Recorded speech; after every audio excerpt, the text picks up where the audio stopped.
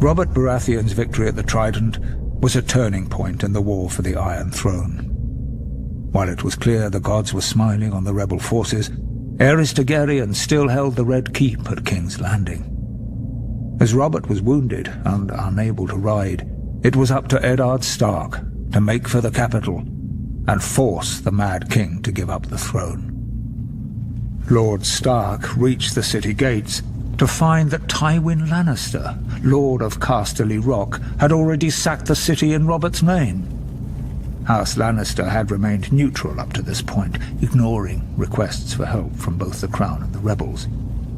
Now that Robert's eventual victory was assured, it seemed Lord Tywin had finally chosen a side.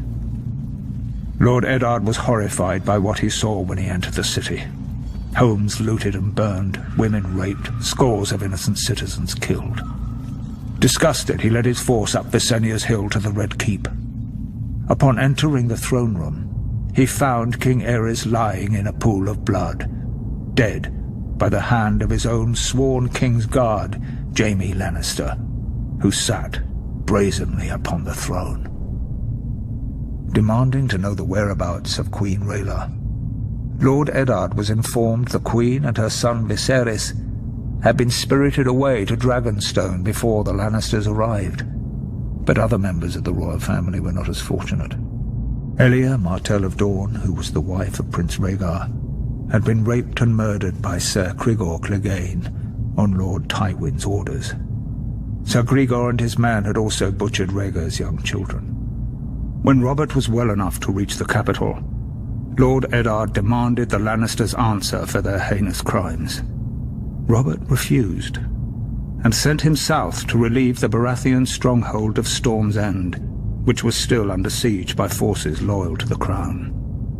Whatever words passed between the two old friends are known only to them, but Lord Eddard is said to have left King's Landing in anger. Later, when Robert was crowned, he appointed Jon Arryn as Hand of the King. Lord Arryn's first order of business was to broker a truce with the Martells of Dorne, who were outraged by the brutal murder of Princess Elia and her children. Following the death of Lyanna Stark, who had been betrothed to Robert, Houses Baratheon and Lannister were joined in marriage when the new king took Tywin Lannister's eldest daughter Cersei as his queen.